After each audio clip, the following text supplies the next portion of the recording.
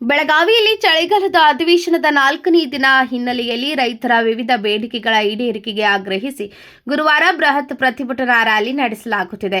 ಚುನ್ನಪ್ಪ ಪೂಜಾರಿ, ಶಶಿಕಾಂತ್ ಗುರೂಜಿ ನೇತೃತ್ವದಲ್ಲಿ ಬೃಹತ್ ಹೋರಾಟ ನಡೆದಿದ್ದು, ಅಲರ್ವಾಡ್ ಬೈಪಾಸ್ನಲ್ಲಿ ಕೆಲ ಹೊತ್ತಿನಲ್ಲಿ ಹೋರಾಟ ಆರಂಭವಾಗಲಿದೆ.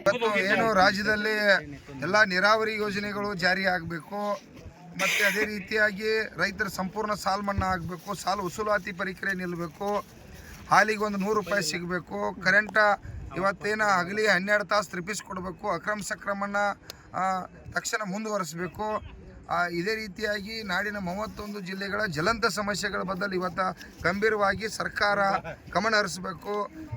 ಸರ್ಕಾರದ ಜವಾಬ್ದಾರಿ ಎತ್ತಿ, ಯಾಕಂದ್ರೆ ಈ ಚಳಿಗಾಲ ಅಧಿವೇಶನ ಇದು ರೈತರ ಅಧಿವೇಶನ ಆಗಬೇಕು. ಇಲ್ಲಿ ಬಂದಿರತಕ್ಕಂಥ ರೈತರಿಗೆ ಸಮಸ್ಯೆ ಬಗೆಹರಿಸಿ ರೈತರಿಗೆ ಸಹಕಾರ ಮಾಡಬೇಕು.